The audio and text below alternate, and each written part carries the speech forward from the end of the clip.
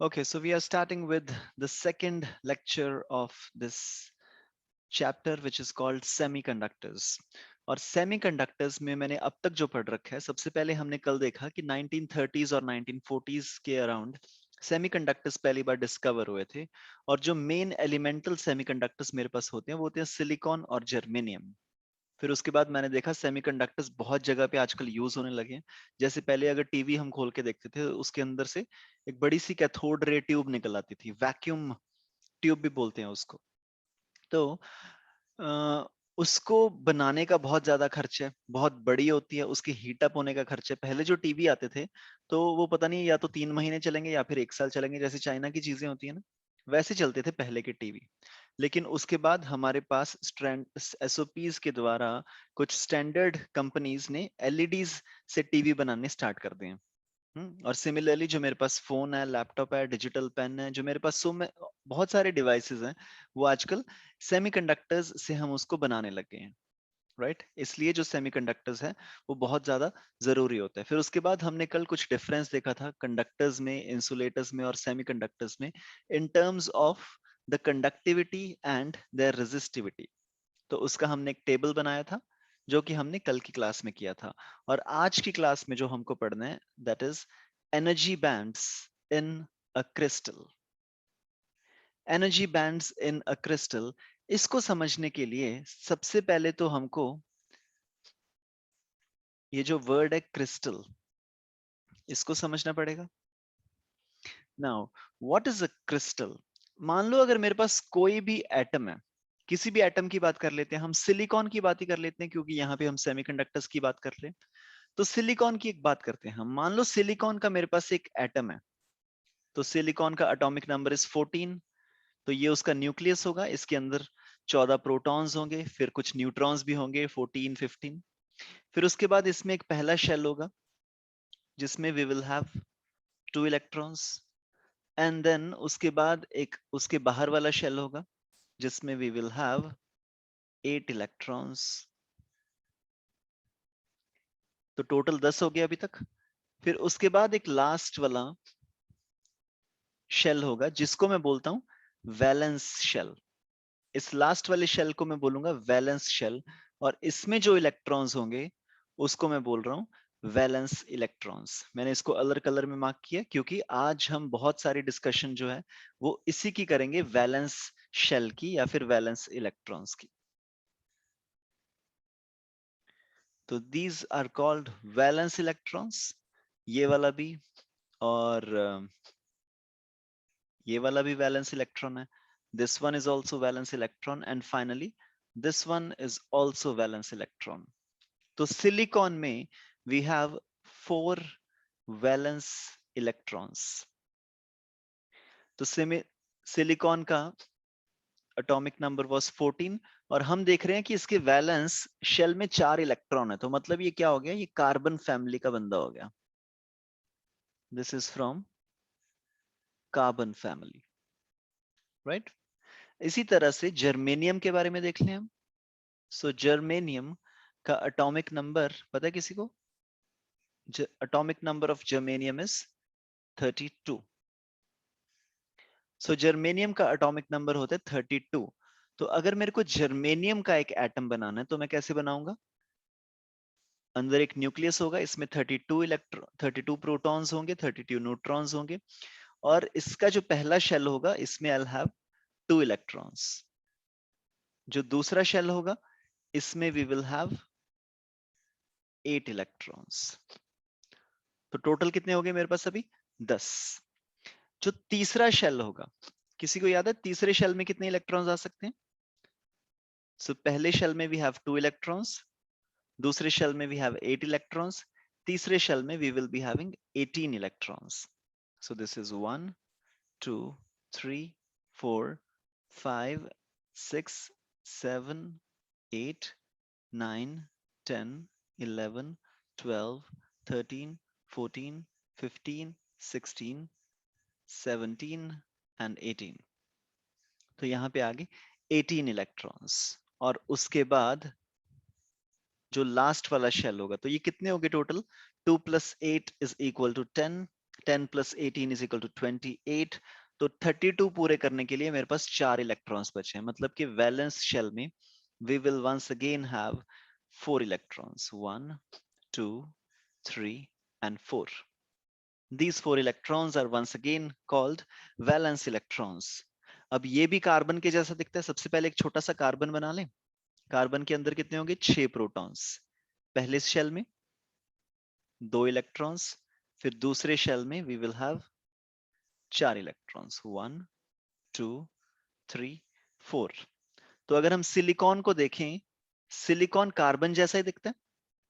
The only difference is ये जो 4 electrons हैं वो तीसरे शेल में, कार्बन में दूसरे शेल में थे। और जर्मेनियम को अगर हम देखें, जर्मेनियम भी कार्बन जैसे ही दिखता है। द ओनली डिफरेंस इज ये जो 4 इलेक्ट्रॉन्स हैं ये हमारे चौथे शेल में आ गए, राइट। और अगर इसको तुमको और थोड़ा सा ब्रेक डाउन करके लिखना है, सो यू कैन से, केमिस्ट्री में हमने पढ़ा है फर्स्ट वी हैव 1s2। अच्छा, सबसे पहले इसके लिए लिखते हैं। मैं कलर चूज कर रहा हूँ, अलग सा कलर चूज कर रहा हूँ जो अभी तक हमने यूज नहीं किया। ओके, सबसे पहले मैं कार्बन की कॉन्फ़िगरेशन लिख रहा हूँ। So for carbon we have 6 electrons, so we can write this is 1s2, then we have 2s2, and then we have 2p2। p में ज्यादा से ज्यादा मेरे पास 6 इलेक्ट्रॉन्स आ सकते हैं, ठीक है।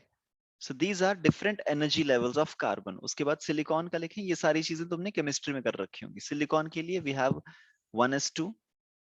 फिर जो दूसरा शेल है, ये दूसरा शेल पूरा का पूरा भरा पड़ा है, यहाँ पे पूरे 8 इलेक्ट्रॉन्स हैं। So will have 2s2 and 2p6। और जो तीसरा शेल है, तीसरे शेल में we have 4 electrons, so we can say this is 3s2 and 3p2। Yes, I want you to pay attention on this valence shell.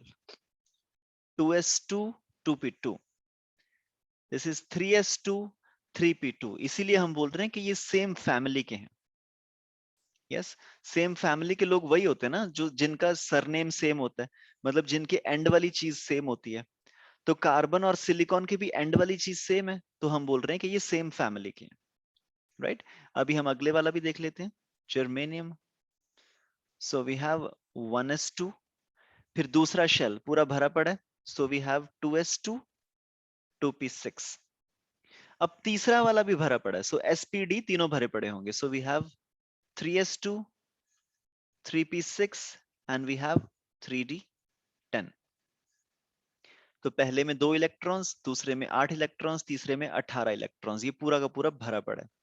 फिर उसके बाद we are going to have fourth shell, जिसमें हम लिखेंगे 4s2 and then we have 4p2। Now I want you to pay attention on this 4s2 और 4p2।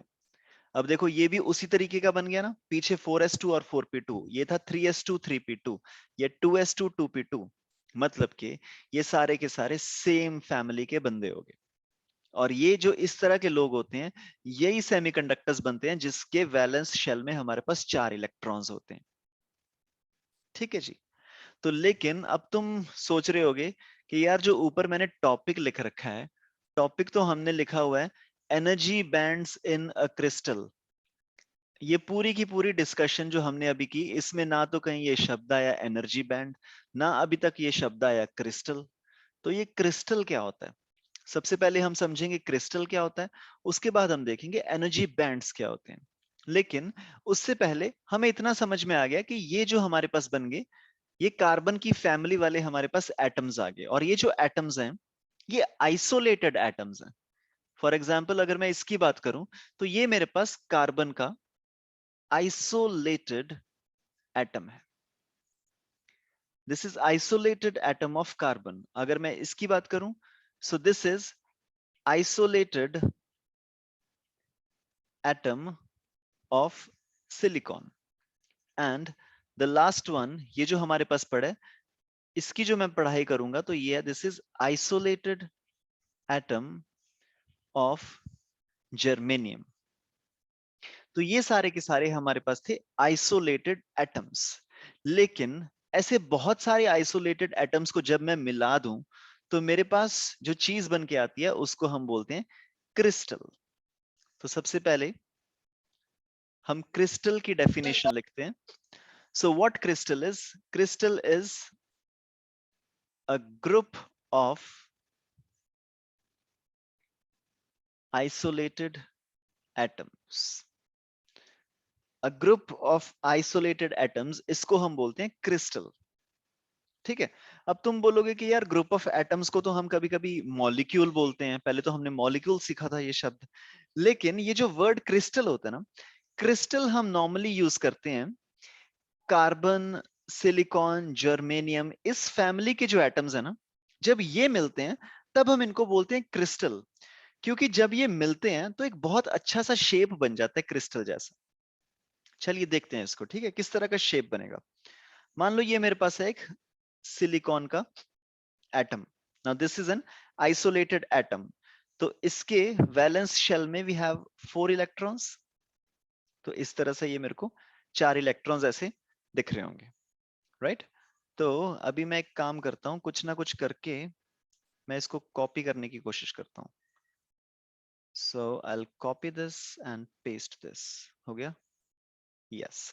So this is another silicon atom that I have, and this is whoa,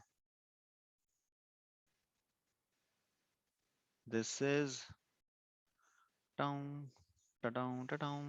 Okay, so ये मेरे पास एक silicon है और don't tell me. Okay, मैं दोनों को दोबारा से कॉपी करने की कोशिश करता हूँ, और अगर फिर भी नहीं हुआ तो फिर हम इसको ड्रॉ कर लेंगे। सो ये जो दोनों सिलिकॉन के एटम्स हैं, I'll copy them and paste them. Oh, hold on. Yep. ठीक है जी, तो ये हमारे पास दो और सिलिकॉन आ गए। फिर इसको एक बार दोबारा से कॉपी पेस्ट करते हैं।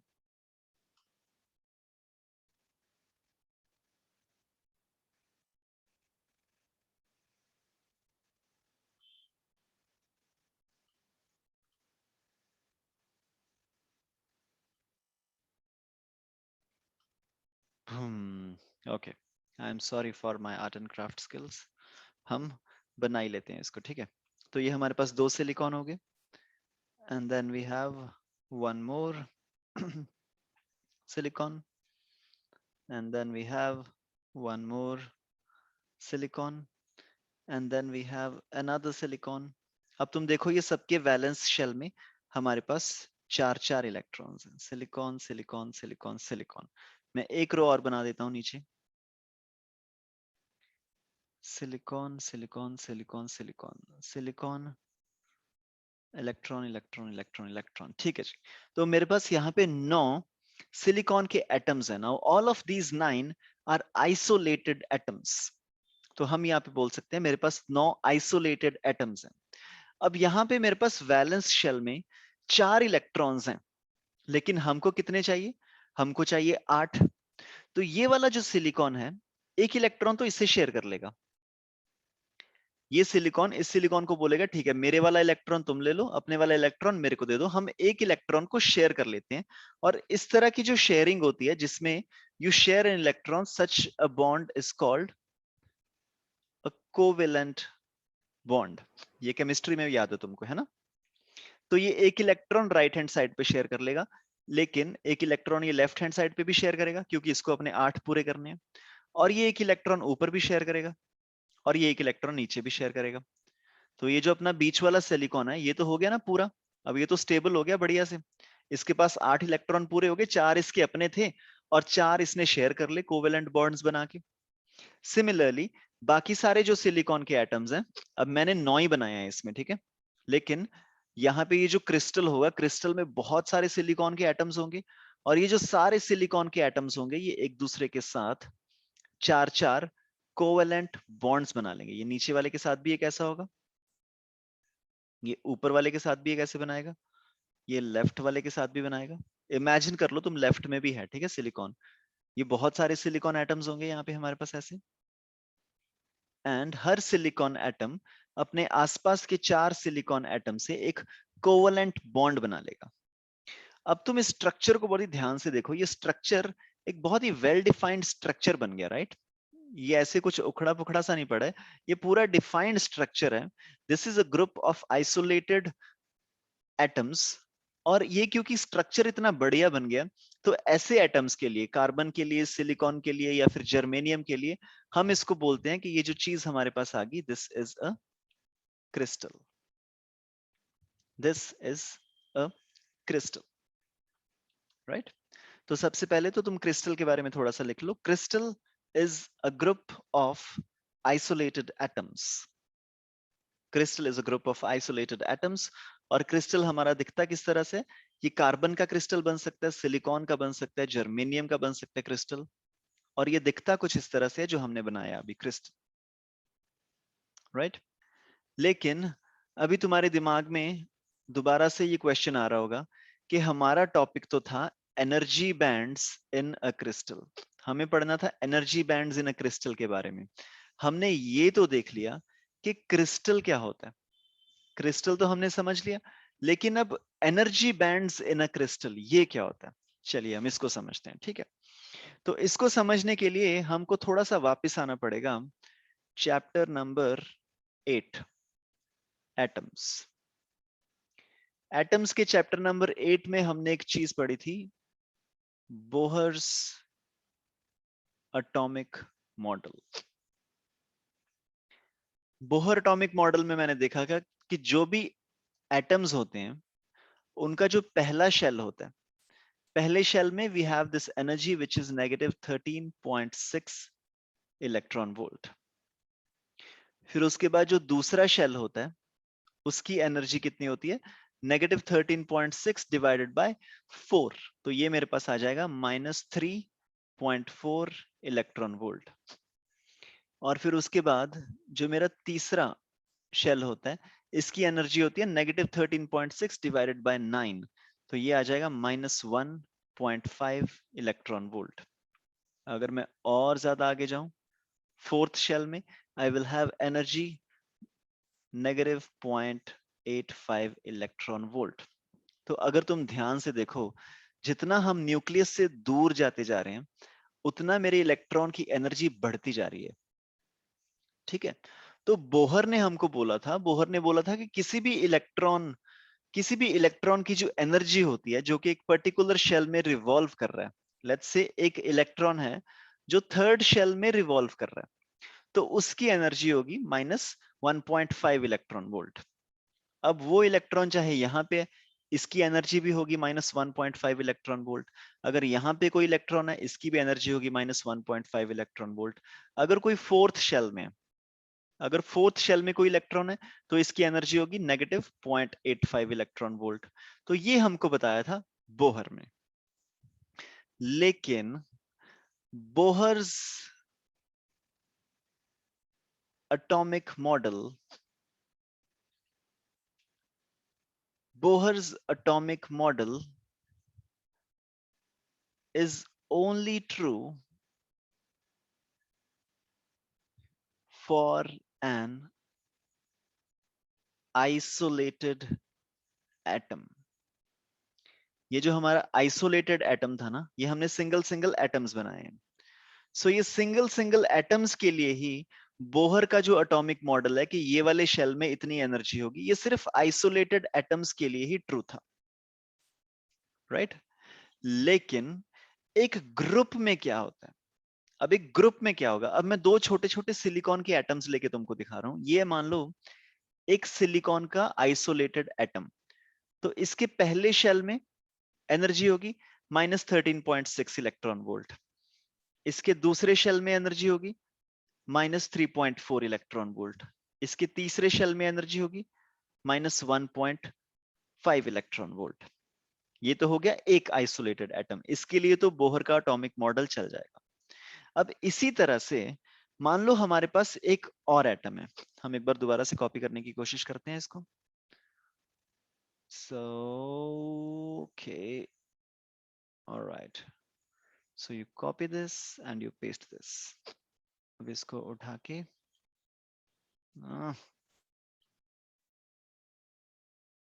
ओके अच्छा, अब मेरे को पता चल गया इसको कहां से पकड़ना है। ओके परफेक्ट, ठीक है जी। So now we have two silicon atoms. यहाँ पे हमने क्रिस्टल बनाया था ना, हम ये धीरे धीरे क्रिस्टल बनाने की कोशिश कर रहे हैं। तो क्रिस्टल बनाने के लिए मैंने यहाँ पे ले लिए दो सिलिकॉन के एटम्स। अब इन दोनों सिलिकॉन के एटम्स में हम एनर्जी की स्टडी करते हैं। तो हमने बोला है, बोहर ने बोला है, मतलब कि बोहर ने बोला कि जो पहला शेल होगा इसमें एनर्जी होगी -13.6 इलेक्ट्रॉन वोल्ट। जो दूसरा शेल होगा इसमें एनर्जी होगी -3.4 इलेक्ट्रॉन वोल्ट। जो तीसरा शेल होगा इसमें एनर्जी होगी -1.5 इलेक्ट्रॉन वोल्ट। सिमिलरली इस वाले के लिए भी सेम होगी। जो पहला शेल होगा उसमें एनर्जी होगी -13.6। जो दूसरा शेल होगा इसकी एनर्जी होगी -3.4, और जो तीसरा शेल होगा इसकी एनर्जी होगी -1.5 इलेक्ट्रॉन वोल्ट। लेकिन रियलिटी में ऐसा होता नहीं है, क्योंकि ये जो एनर्जी की वैल्यूज हमारे पास आई हैं, this is only for an isolated atom. Isolated atom में जो मेरे पास इलेक्ट्रॉन है वो दो ही चीजों के साथ इंटरैक्ट कर रहा है। वो या तो न्यूक्लियस से इंटरैक्ट कर रहा है या फिर वो बाहर वाले इलेक्ट्रॉन्स के साथ इंटरैक्ट कर रहा है। तो न्यूक्लियस के इंटरैक्शन और बाहर वाले इलेक्ट्रॉन्स के इंटरैक्शन के साथ हम बोल देते हैं कि इसकी एनर्जी फिक्स्ड होगी -13.6 इलेक्ट्रॉन वोल्ट। लेकिन अभी हम अगर इस इलेक्ट्रॉन की बात करें, ये वाले इलेक्ट्रॉन की, तो अगर यहां पे हमारे पास सिंगल एटम होता, तो सिंगल एटम के लिए तो ये वाली वैल्यू सही होती -13.6। लेकिन अब ये वाला जो इलेक्ट्रॉन है ये इसके न्यूक्लियस से भी इंटरैक्ट कर रहा है, बाहर के इलेक्ट्रॉन से भी इंटरैक्ट कर रहा है, जिसकी वजह से एनर्जी इज -13.6। लेकिन अब क्योंकि यहाँ पे बॉन्ड फॉर्मेशन धीरे धीरे स्टार्ट हो गया दोनों की, तो ये वाला जो इलेक्ट्रॉन है ये इसके न्यूक्लियस से भी इंटरैक्ट कर रहा है और इसके इलेक्ट्रॉन्स से भी इंटरैक्ट कर रहा है। तो इसका मतलब ये जो हमारे पास इलेक्ट्रॉन था जिसकी energy was supposed to be -13.6 electron volt, अब इसकी एनर्जी होगी -13.6 plus minus some delta E, some very small value of delta E. Please give me a thumbs up. समझ में आया?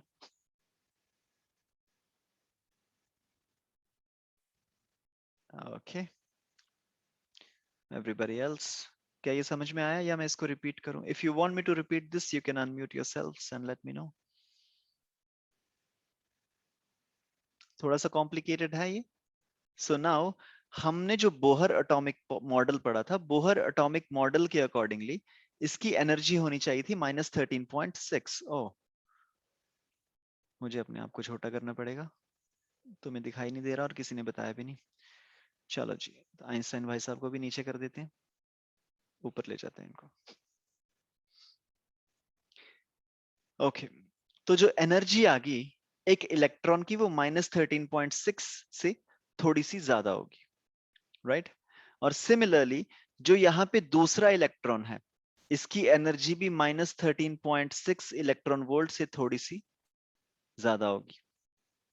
और ये जो सारे इलेक्ट्रॉन्स हैं, अब तुम पूरा का पूरा सिलिकॉन देखो, इसमें बहुत सारे इलेक्ट्रॉन्स होंगे। ये सारे इलेक्ट्रॉन्स एक दूसरे के साथ कम्युनिकेट कर रहे हैं। मान लो इसका जो इलेक्ट्रॉन था वो इसके साथ कम्युनिकेट कर रहा है, इसका जो इलेक्ट्रॉन था वो इसके साथ कम्युनिकेट कर रहा है, इसके साथ इलेक्ट्रॉन कम्युनिकेट कर रहा है, किसी और का जो इलेक्ट्रॉन है वो हर किसी के साथ कम्युनिकेट कर रहा है। तो मतलब कि इन अ नटशेल कि जब हम एक क्रिस्टल बना लेते हैं तो क्रिस्टल में हर जो इलेक्ट्रॉन है वो एक डिफरेंट नंबर ऑफ इंटरेक्शंस करता है अपने साथ वाले क्रिस्टल्स के एटम्स के साथ। ओके, हम इसको लिख लेते हैं, तुमको लिखना पड़ेगा इसको। So in a crystal, in a crystal each electron has a different number of interactions with its neighboring atoms. एक क्रिस्टल में हर जो इलेक्ट्रॉन होता है, it has a different number of interaction with its neighboring atoms, because of which each electron has a unique energy in a crystal. क्योंकि हमारे पास number of interactions are different for each of the electrons, तो number of interactions क्योंकि different है, तो इसलिए हर electron का जो एनर्जी होगा, that energy would be different, right? ये थोड़ा सा कॉम्प्लिकेटेड है. Can you please give me a thumbs up once again, all of you? क्या तुमको ये समझ में आया? तभी हम आगे बढ़ पाएंगे. ठीक है, ओके, ठीक है जी. ऑल राइट, तो अब हम समझने की कोशिश करते हैं कि ये जो डिफरेंट एनर्जी लेवल्स बन रहे हैं, ये हम किस तरीके से बना सकते हैं. सबसे पहले तो ये लाइन नोट कर लो कि एक जो क्रिस्टल होता है, उसमें जो सारे के सारे इलेक्ट्रॉन्स होते हैं, उनका डिफरेंट नंबर ऑफ इंटरेक्शंस होता है और सबकी एनर्जी डिफरेंट होगी. Any questions, anyone? Riddhima? Okay, ठीक है. तुमने अनम्यूट किया था ना, तो मुझे लगा you are asking something. Okay, so now we are sir looking ये at लास्ट लाइन एक्सप्लेन कर दो दोबारा. each Each. electron has a unique energy in a crystal. Yes sir. Okay, ठीक है जी. तो यहाँ पे देखो, हम यहीं पे वापस आते हैं एक बार. ठीक है, सो ये हमारा सिलिकॉन का क्रिस्टल. अब जब क्रिस्टल होगा, तो क्रिस्टल में मैं एक पर्टिकुलर इलेक्ट्रॉन को हाईलाइट कर रहा हूं. ये वाला इलेक्ट्रॉन लगा लो. अब ये वाला जो इलेक्ट्रॉन होगा, ये हमको पता नहीं किस किस से इंटरेक्ट कर रहा है. हो सकता है इससे भी इंटरेक्ट कर रहा हो और इससे भी इंटरेक्ट कर रहा हो सकता है इससे भी इंटरेक्ट कर रहा हो. इंटरेक्ट करने का मतलब ये नहीं है कि वो अपना इलेक्ट्रॉन एक्सचेंज करेगा इनके साथ. इंटरेक्ट करने का मतलब सिर्फ ये है कि यहाँ पे ये वाला जो इलेक्ट्रॉन है, इसकी एनर्जी डिपेंड करती है. अच्छा, बोहर का जो एटॉमिक मॉडल था, एक बार मैं बोहर का एटॉमिक मॉडल दोबारा से बना रहा हूँ. तो बोहर ने हमको क्या बोला था कि जो पहला शेल होगा उसमें एनर्जी होगी -13.6 इलेक्ट्रॉन वोल्ट, जो दूसरा शेल होगा उसमें एनर्जी होगी -3.4 इलेक्ट्रॉन वोल्ट, जो तीसरा शेल होगा उसमें एनर्जी होगी -1.4 इलेक्ट्रॉन वोल्ट, जो चौथा शेल होगा उसमें होगी -0.85 इलेक्ट्रॉन वोल्ट. लेकिन ये बोहर ने किस बेस पे बोल दिया?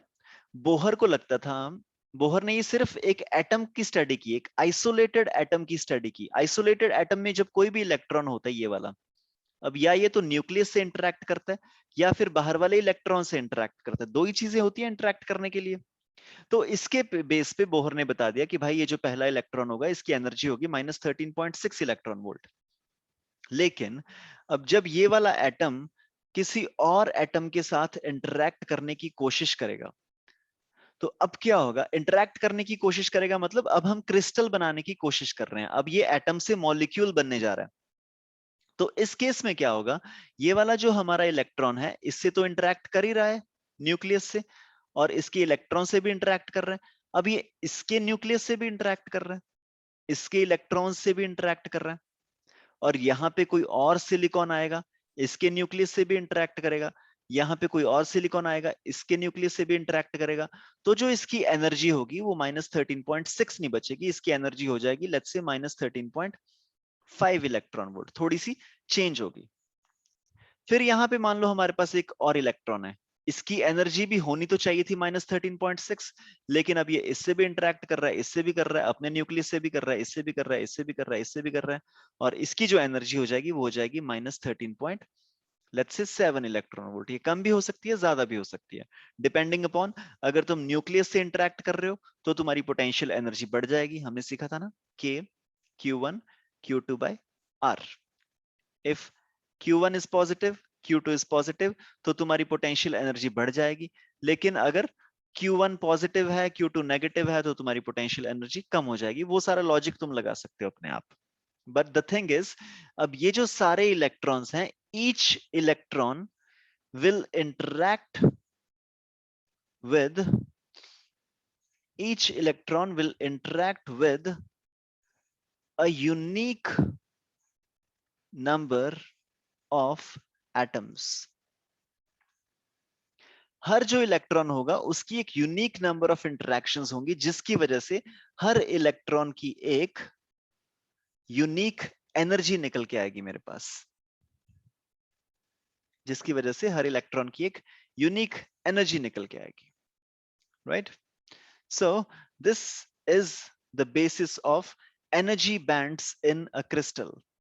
तो अभी हम क्या करेंगे, हम पहले बोहर एटॉमिक मॉडल पे एक बार दोबारा से चल रहे हैं, अभी बहुत जल्दी तुम्हें बहुत अच्छे से समझ में आने वाला है ये।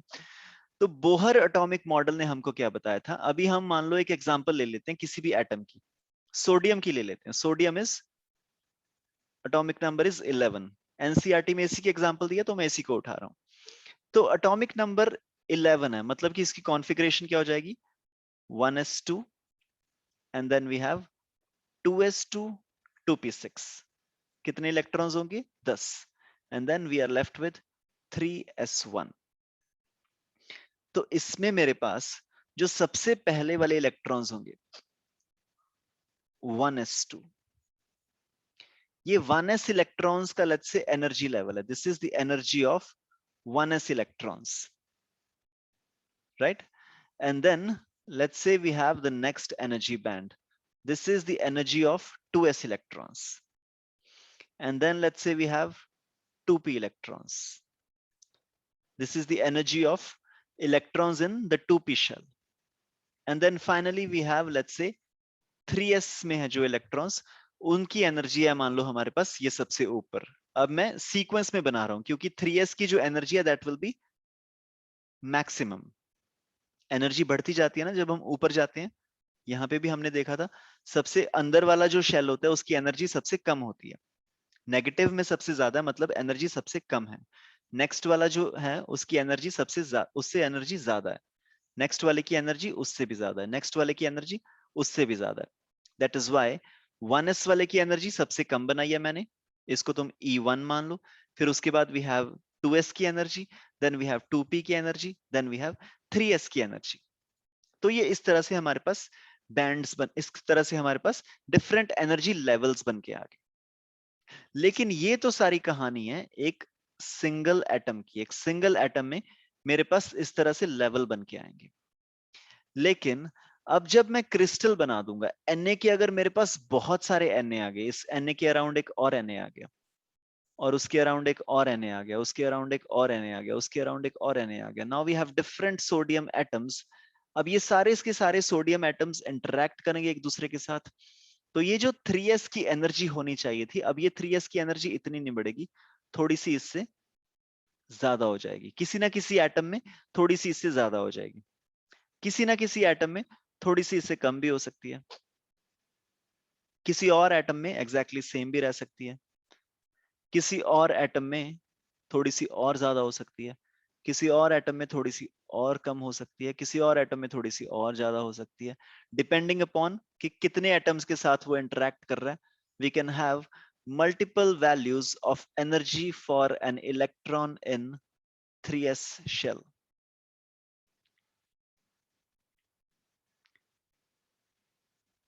And there will be no spacing in it, क्योंकि बहुत सारे इलेक्ट्रॉन्स है मेरे पास, तो इन सब के बीच में कोई भी जगह नहीं होगी, and we will have different values of energy for an electron in 3s level। और ये जो different values of energy आ गई, इस एनर्जी की पूरी रेंज को हम बोलते हैं एनर्जी बैंड। इस एनर्जी की पूरी रेंज को हम बोलते हैं energy band, right? So this is the energy band of 3s shell.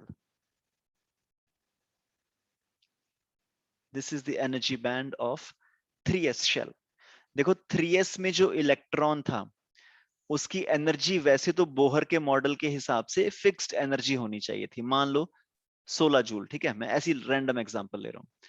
तो जो 3s में जो इलेक्ट्रॉन होना था उसकी एनर्जी होनी थी 16 जूल्स। लेकिन अब किसी एटम का जो ये 3s वाला शेल है वो पता नहीं कितने के साथ इंटरेक्ट कर रहा है, तो उसकी एनर्जी होगी 15.99। कोई और इलेक्ट्रॉन है वो इंटरेक्ट कर रहा है किसी और नंबर ऑफ एटम्स के साथ, उसकी एनर्जी होगी 15.98, किसी की एनर्जी होगी 16.01, किसी की एनर्जी होगी 16.02। तो हमारे पास 16 जूल के आसपास एक रेंज बन गई जिसको हम बोलते हैं एनर्जी बैंड। ठीक है।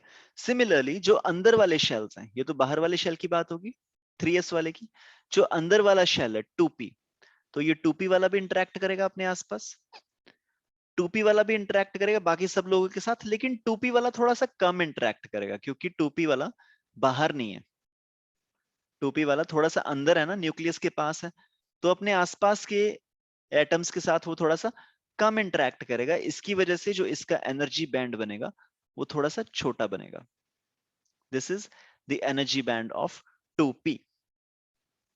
और फिर उसके बाद अगर हम 2s को लें तो 2s थोड़ा सा और अंदर आ गया, तो इसका जो एनर्जी बैंड है वो थोड़ा सा और ज्यादा छोटा बनेगा।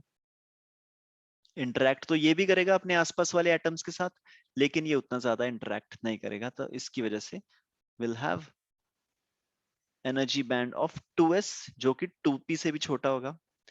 फिर उसके बाद जो फाइनली जो फर्स्ट वाला शेल होता है, ये ऑलमोस्ट निग्लिजिबली इंटरैक्ट करता है बाहर वाले शेल्स के साथ, तो इसका जो एनर्जी बैंड होता है वो बहुत ज्यादा छोटा बनता है। कभी कभी हम ये बोल देते हैं कि ये एनर्जी बैंड बनता ही नहीं है, this is just a single line. So these are the energy bands in a crystal. जो हमारा टॉपिक था, टॉपिक का नाम था energy bands in a crystal.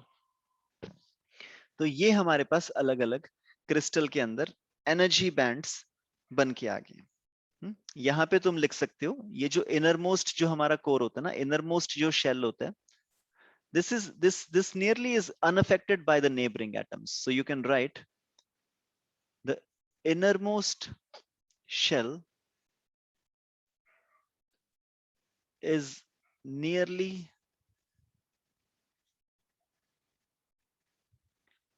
unaffected by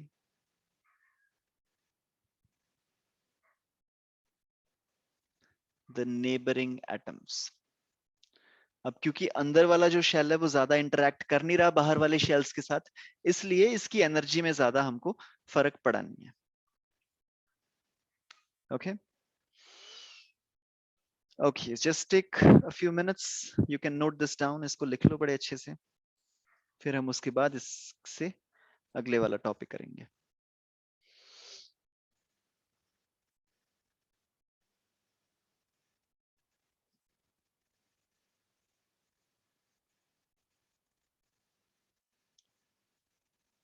And if you have any questions, you can please unmute and ask me.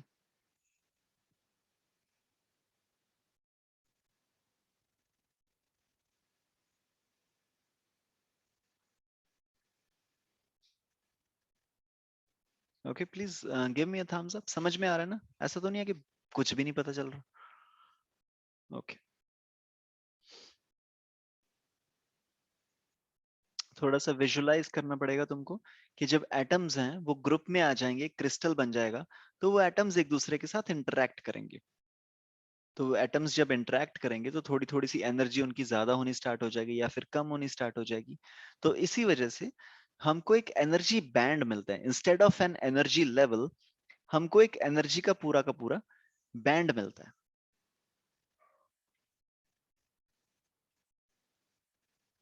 Right, चलो जी। So I am moving on to the next topic, और जो हमारा अगला topic है वो है conduction band, valence band and forbidden band. So this is conduction band, valence band and forbidden band. तो हमारे पास अभी एनर्जी बैंड मैंने पढ़ ली है। एनर्जी बैंड में मैंने क्या देखा कि एनर्जी बैंड किसी भी शेल का हो सकता है। ये मेरे पास 3s शेल का एनर्जी बैंड है, ये मेरे पास 2p का एनर्जी बैंड है, ये मेरे पास 2s का एनर्जी बैंड है, और ये मेरे पास 1s का एनर्जी बैंड है। जो हम पर्टिकुलरली इस चैप्टर में फोकस करेंगे, हम फोकस करेंगे लास्ट वाले शेल के एनर्जी बैंड्स के बारे में। लास्ट वाले शेल के जो एनर्जी बैंड्स होंगे, हम उनके बारे में फोकस करेंगे इस चैप्टर के बारे में, इस चैप्टर में। सो लास्ट वाला शेल कौन सा है यहाँ पे? 3s।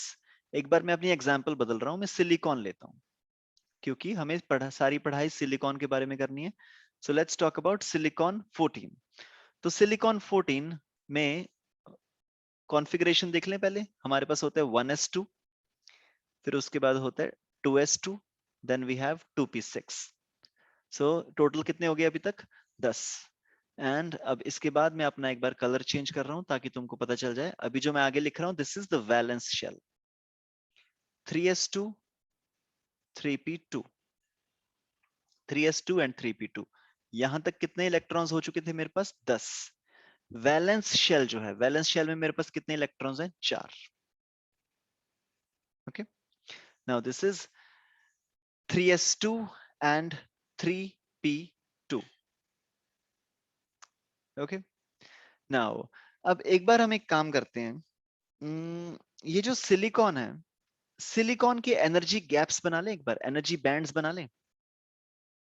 तो सबसे नीचे मेरे पास होगा 1s, उसके ऊपर मेरे पास होगा 2s, उसके ऊपर मेरे पास होगा 2p, उसके ऊपर मेरे पास होगा 3s, and then I will be having 3p। अच्छा, एक बार ये जो वैलेंस शेल है ना, वैलेंस शेल को हम प्रॉपरली इसको विजुअली समझ लेते हैं। सो वैलेंस शेल में I will have something like 3s, और जो 3p होता है मेरे पास, 3p में इस तरह से मेरे पास 3 डब्बे बन जाते हैं। तो जो मेरा 3s है वो पूरा का पूरा भरा पड़ा है।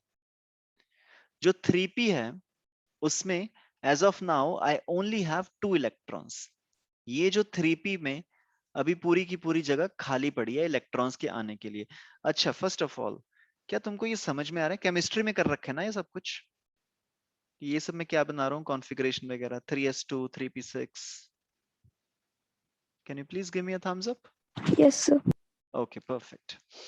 तो जो हमारे पास सिलिकॉन की कॉन्फ़िगरेशन बननी है, उसके वैलेंस शेल में वी हैव 3s2। जो 3s वाला है वो 3s पूरा का पूरा अभी भरा पड़ा है, लेकिन जो 3p वाला है, 3p अभी पूरा का पूरा भरा नहीं है। अब यहां से कहानी स्टार्ट होगी सेमीकंडक्टर्स की, कि पूरा का पूरा वो भरा नहीं है। So first one is 1s, मेरे को ज्यादा इंटरेस्ट है नहीं 1s में। फिर मेरे पास है 2s, इसमें भी ज्यादा इंटरेस्ट है नहीं मेरे पास। फिर मेरे पास है 2p, इसमें भी मेरे को ज्यादा इंटरेस्ट है नहीं। और उसके बाद जो मेरे को मैक्सिमम इंटरेस्ट है, वो मैक्सिमम इंटरेस्ट है मेरे को अपने एंड वाले वैलेंस शेल में, which is 3s and 3p। हम नीचे से एक बार एनर्जी बैंड्स बनाने स्टार्ट करते हैं। 1s ऑलमोस्ट एक स्ट्रेट लाइन ही बनेगा 1s, क्योंकि ज्यादा इंटरेक्शन करेगा नहीं 1s, तो ऑलमोस्ट एक स्ट्रेट लाइन बनेगा। थोड़ी सी इसमें वेरिएशन आ सकती है। जो 2s है वो थोड़ा सा इस तरह से मेरे को एक बैंड बना के दे देगा, ये 2s का एनर्जी बैंड बन जाएगा। जो 2p है, 2p मेरे को थोड़ा सा एक बड़ा बैंड बना के दे देगा। फिर उसके बाद जो 3s है, 3s मेरे को थोड़ा सा और बड़ा बैंड बना के देगा। अब कहानी स्टार्ट होती है सेमीकंडक्टर्स की। ये जो 3p बन गया, अच्छा ये मैंने थोड़ा सा टू द स्केल नहीं बनाया, तो तुम नीचे वालों को थोड़ा थोड़ा और छोटा कर दो, तो 3s इस तरह का बन जाएगा। और जो 3p है, okay I want to make this थोड़ा सा ऊपर, यहां पे, ये 3p। अब 3p का जो बैंड बनेगा, एनर्जी बैंड, वो इस तरह का कुछ बैंड बनेगा 3p का।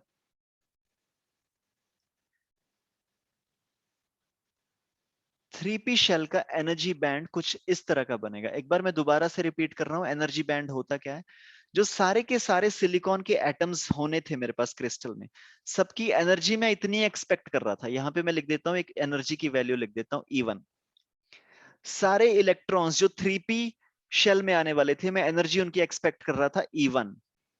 लेकिन अब वो पूरे के पूरे इलेक्ट्रॉन्स एक क्रिस्टल में हमारे पास आए हैं, तो किसी ना किसी की एनर्जी होगी थोड़ी सी ज्यादा, किसी की एनर्जी होगी थोड़ी सी कम। तो ये मेरे पास एनर्जी का एक बैंड बन गया। Instead of getting one single value of the energy of the electron, मेरे पास एनर्जी का एक पूरा का पूरा बैंड मिल गया मेरे पास यहाँ पे 3p में. This is the energy band of 3p shell. 3p मतलब सबसे बाहर वाला जो है. लेकिन हम एक बार कॉन्फ़िगरेशन को दोबारा से देखें, 3p की कॉन्फ़िगरेशन को. 3p में आ सकते हैं मेरे पास 6 इलेक्ट्रॉन्स, लेकिन एज ऑफ नाउ मेरे पास 3p में है सिर्फ 2 इलेक्ट्रॉन. तो मतलब जब हम एक्चुअली में देखेंगे तो 3p में ये जो ऊपर वाली लाइंस है ना, यहां पे ये खाली पड़ा होगा. ऊपर वाली लाइंस यहां पे ये खाली पड़ा होगा, सिर्फ नीचे तक यहां पे भी भरा होगा. इलेक्ट्रॉन्स जो होगा, इलेक्ट्रॉन सिर्फ इसके नीचे नीचे एनर्जी वाले शेल में होगा. एनर्जी बैंड मेरे को ये पूरी की पूरी वैल्यू दे रहा है. This is the complete energy. लेकिन इसमें जो इलेक्ट्रॉन होगा वो सिर्फ नीचे नीचे वाली एनर्जीज को डिपिक्ट करेगा, क्योंकि हमारी कॉन्फ़िगरेशन में मेरे को साफ साफ दिख रहा है कि भाई 3p अभी खाली पड़ा है. तो वो वाले इलेक्ट्रॉन्स जिनकी एनर्जी थोड़ी सी ज्यादा होनी चाहिए थी, वो वाले इलेक्ट्रॉन्स अभी हैं नहीं इसमें. अगर ये सिलिकॉन की जगह फॉस्फोरस होता तो ये 3p बैंड थोड़ा सा यहां तक भरा होता. अगर ये फॉस्फोरस की जगह पे सल्फर होता तो ये थोड़ा सा ऊपर तक भरा होता, यहां तक. अगर ये फॉस्फोरस की जगह पे भी क्लोरीन होता तो ये यहां तक भरा होता, ऊपर तक. और अगर ये क्लोरीन की जगह पे भी what's the next one, oxygen. So yes, chlorine की, ओके, 18 इज आर्गन, राइट. अगर ये क्लोरीन की जगह पे भी आर्गन होता तो ये 3p वाला शेल पूरा का पूरा भरा पड़ा होता. लेकिन अब हमारे वाले केस में क्या है, वी हैव सिलिकॉन. तो सिलिकॉन के केस में क्या होगा, हमारी ये वाली जो सारी जगहें हैं जहां पे इलेक्ट्रॉन प्रोबेबली आ सकता है, लेकिन एज ऑफ नाउ इलेक्ट्रॉन वहां पे नहीं है, ये सारी की सारी जगह हमारे पास खाली पड़ी होगी. अब यही से हम डिफाइन करेंगे कि वैलेंस बैंड क्या होता है, और कंडक्शन बैंड क्या होता है, और फॉरबिडन बैंड क्या होता है. अब मैं डिफाइन करने जा रहा हूं कि जो मेरा आउटर मोस्ट शेल है 3p, outer most shell 3p, जिसको हम वैलेंस शेल भी बोल सकते हैं. वैलेंस शेल के अंदर वो वाला एनर्जी का बैंड जिसमें already we have electrons is called valence band. The range of energies possessed by the valence electrons in the valence shell is called valence band. मैं डेफिनेशन लिख रहा हूं नीचे, वैलेंस बैंड की डेफिनेशन लिख रहा हूं मैं. Valence band is the range of energies possessed by valence electrons in valence shell. Valence shell के अंदर वो वाली एनर्जी की रेंज जो एनर्जी वैलेंस इलेक्ट्रॉन्स के पास है, ये है मेरे पास वैलेंस इलेक्ट्रॉन्स, इनके पास जो एनर्जी है वो एनर्जी की रेंज को हम बोलते हैं वैलेंस बैंड. ओके. और जो इसके ऊपर खाली जगह मेरे को मिल रही है, ये वाली जो खाली जगह की रेंज है, वैलेंस शेल में जो खाली जगह बच गई है जहां पे एनर्जी हो सकती है इसकी, यहां पे अगर वैलेंस शेल में अगर कोई ना कोई इलेक्ट्रॉन होता तो इस इलेक्ट्रॉन की एनर्जी इतनी हो सकती थी, लेकिन एज ऑफ नाउ यहां पे कोई इलेक्ट्रॉन है नहीं. तो हम बोलेंगे कि ये वाला जो एनर्जी बैंड है, this is called as conduction band. So you can say conduction band is the range of energies possessed by free electrons possessed by, अभी हम डिफरेंस देखेंगे वैलेंस इलेक्ट्रॉन में और फ्री इलेक्ट्रॉन्स में डिफरेंस क्या है. So conduction band is the range of electrons possessed by free electrons in valence shell. दोनों होते तो वैलेंस शेल में ही है. ये वाला भी वैलेंस शेल में है 3p, ये वाला भी वैलेंस शेल में है 3p. लेकिन वैलेंस बैंड वो वाली रेंज ऑफ एनर्जी होती है जहां पे ऑलरेडी वैलेंस इलेक्ट्रॉन घूम रहा है, एनर्जी लेके बैठा है ये वाली ये. और ये इलेक्ट्रॉन कभी कभी हम इसको हीट कर देते हैं और ये ऊपर चला जाता है. जब ये इलेक्ट्रॉन हीट करके ऊपर चला जाता है तब हम इसको बोलते हैं फ्री इलेक्ट्रॉन. या फिर सिलिकॉन जब यहाँ पे कम्युनिकेट कर रहा था, कोवेलेंट बॉन्ड्स बना रहा था, तो जो इलेक्ट्रॉन्स ये शेयर कर रहा है बाहर से, तो ये इलेक्ट्रॉन्स शेयर होके फ्री इलेक्ट्रॉन्स बन जाते हैं. मतलब कि ये इलेक्ट्रॉन से हम इलेक्ट्रिसिटी कंडक्ट करवा सकते हैं. Okay, and where is my slide. Yeah, तो conduction band is the range of electrons possessed by range of energies possessed by the free electrons in the valence shell. और valence band क्या होता है? Is the range of energies possessed by the valence electrons in the valence shells. I hope तुमको ये मतलब समझ में आ गया होगा. सो कंडक्शन बैंड होता है range of energies possessed by free electrons. Valence band होता है range of energies possessed by valence electrons. Right? अब इसमें तुमको एक और इंपॉर्टेंट चीज लिखनी पड़ेगी जो कि बहुत जरूरी है. मैं थोड़ा सा अपने मार्कर को हैवी कर लेता हूं ताकि तुमको ये अच्छे से दिख जाए. जो इलेक्ट्रॉन्स यहां पे होते हैं, जो ये वैलेंस शेल में जो इलेक्ट्रॉन्स होते हैं ना, जो कि वैलेंस बैंड में है फिलहाल, ये अपने न्यूक्लियस के साथ बहुत अच्छे से जुड़े होते हैं. तो दीज कैन नेवर पार्टिसिपेट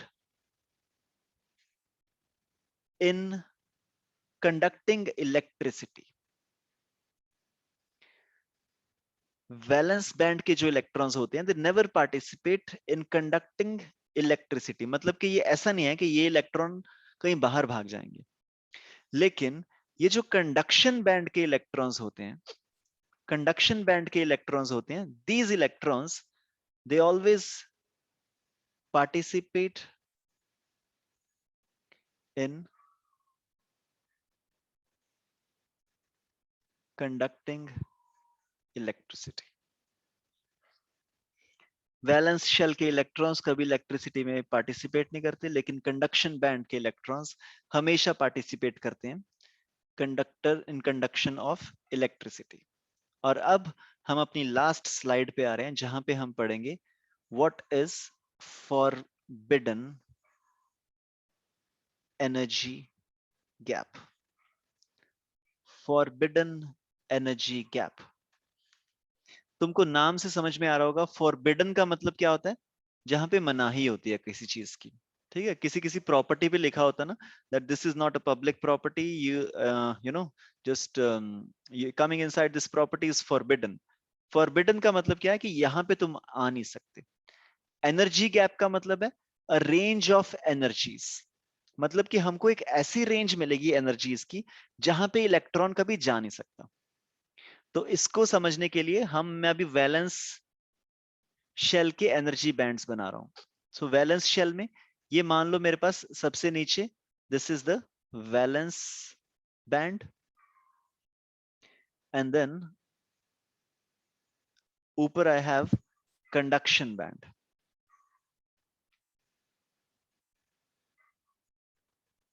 ये दोनों चीजें वैलेंस शेल में हो रही हैं. ये मान लो तुम इसको, ये 3p शेल है.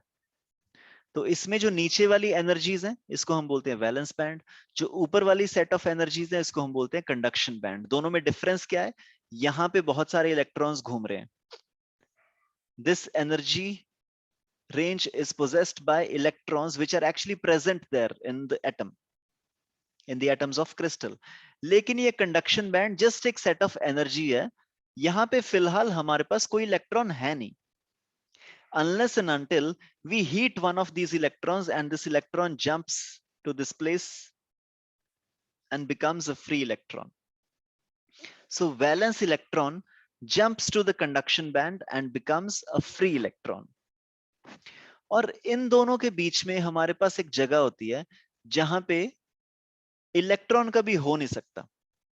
इलेक्ट्रॉन या तो वैलेंस बैंड में होगा नीचे वाली एनर्जीज में.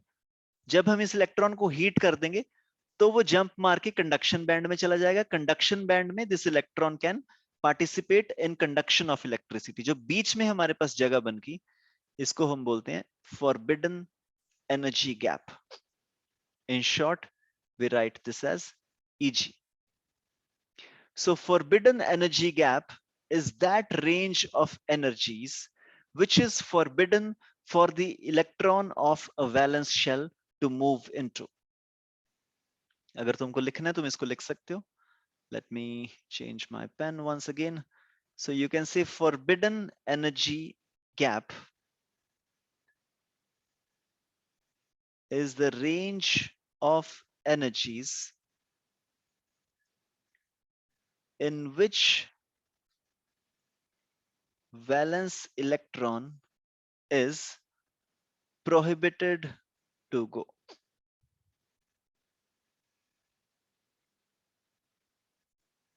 यहाँ पे तुम कुछ भी लिख सकते हो. prohibited to go, not allowed to go, not allowed to jump.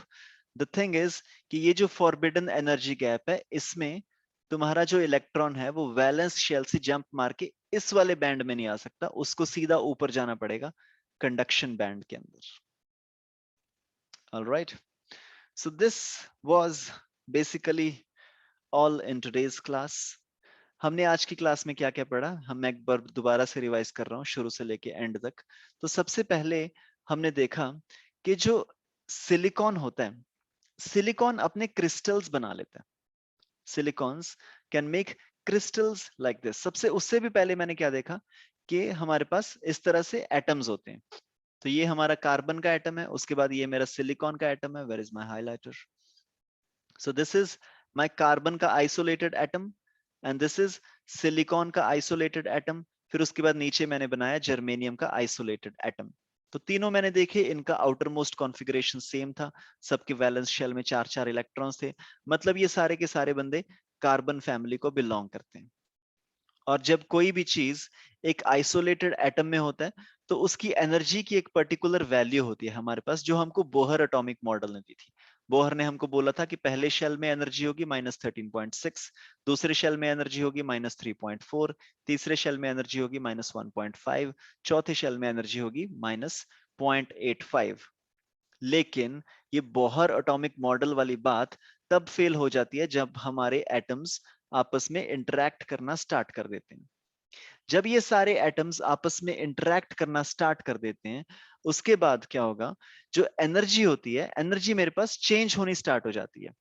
When all these atoms start interacting with each other, उसके बाद ये वाला जो एटम होता है ये वाला जो इलेक्ट्रॉन होता है इसकी एनर्जी डिफरेंट होती है. इस वाले एटम की एनर्जी डिफरेंट होती है. सारे एटम्स की एनर्जी डिफरेंट होनी स्टार्ट हो जाती है. So basically each electron has a different number of interactions with its neighboring atoms because of which each electron has a unique energy level.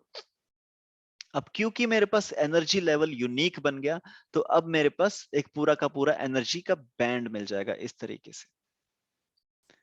सो सारे शेल्स के लिए मेरे पास एक एनर्जी का बैंड मिल जाएगा. ये मेरे को एनर्जी बैंड मिल गया 3s के लिए. ये मेरे को एनर्जी का बैंड मिल गया 2s के लिए. ये एनर्जी का बैंड मिल गया 2p के लिए. और जितना मैं अंदर अंदर जा रहा हूँ न्यूक्लियस के पास पास जा रहा हूँ मेरे एनर्जी बैंड की विड्थ थोड़ी सी कम होती जा रही है because innermost shell is nearly unaffected by the neighboring atoms. क्योंकि जैसे ही हम अंदर जाएंगे अंदर वाला इलेक्ट्रॉन तो ज्यादा कम्युनिकेट करेगा नहीं बाहर वाले इलेक्ट्रॉन्स के साथ.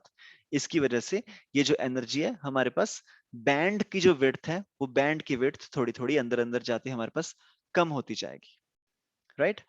And then lastly we studied about the conduction valence and the forbidden band. तो हमने देखा कि ये जो हमारे पास वैलेंस शेल निकल के आता है वैलेंस शेल के अंदर जो पूरा का पूरा एनर्जी बैंड बनता है मेरे पास इस एनर्जी बैंड वैलेंस शेल के एनर्जी बैंड को मैं दो पार्ट्स में डिवाइड कर सकता हूं. एक तो वो एनर्जी बैंड जहां पे इलेक्ट्रॉन ऑलरेडी प्रेजेंट है मतलब कि जहां पे ऑलरेडी मेरे पास रेंज ऑफ एनर्जीज आ रही है. और इसको हम बोलते हैं वैलेंस बैंड। और ये मेरे को ध्यान रखना पड़ेगा कि यहाँ का इलेक्ट्रॉन न्यूक्लियस के साथ जुड़ा होता है, so this guy never participate in the conduction of the electricity. फिर एक दूसरा मेरे पास, let me change my colour, एक दूसरा मेरे पास बैंड बन के आता है, ये भी वैलेंस बैंड का ही पार्ट होता है, लेकिन यहाँ पे फिलहाल कोई भी इलेक्ट्रॉन नहीं होता, लेकिन नीचे से जंप मार के इलेक्ट्रॉन यहाँ पे जा सकता है। तो इस वाले बैंड को हम बोलते हैं कंडक्शन बैंड। और कंडक्शन बैंड के बारे में एक अच्छी चीज क्या है, it participates in the conduction of electricity, right. फिर एक लास्ट चीज मैंने देखी कि वैलेंस बैंड और कंडक्शन बैंड के बीच में एक जगह होती है जिसको हम बोलते हैं फॉरबिडन एनर्जी गैप। ये वो जगह होती है जहां पे एक इलेक्ट्रॉन को मनाही होती है कि वो वहां पे जा नहीं सकता। सबसे नीचे ये वैलेंस बैंड होता है, यहाँ पे इलेक्ट्रॉन होता है, लेकिन ये वाला इलेक्ट्रॉन इलेक्ट्रिसिटी को कंडक्ट नहीं कर सकता। फिर सबसे ऊपर कंडक्शन बैंड होता है, अगर यहाँ पे कोई इलेक्ट्रॉन आ गया, या तो बाहर से कोई इलेक्ट्रॉन आ जाएगा यहाँ पे, या फिर ये वाला इलेक्ट्रॉन जंप मार के यहाँ चला जाएगा। अगर कंडक्शन बैंड में कोई ना कोई इलेक्ट्रॉन आ गया तो ये एनर्जी को कंडक्ट करने में हमारी हेल्प करेगा। लेकिन इन दोनों के बीच में एक मेरे पास बैंड होता है, ये बीच वाला बैंड जिसको मैं बोलता हूँ फॉरबिडन एनर्जी गैप। इस फॉरबिडन एनर्जी गैप में किसी भी इलेक्ट्रॉन को आने की परमिशन नहीं होती। Boys and girls, this was all in today's class. If you have any questions, you can please let me know. और otherwise हम कल मिलेंगे 7:30 बजे कल. Thank you very much for joining.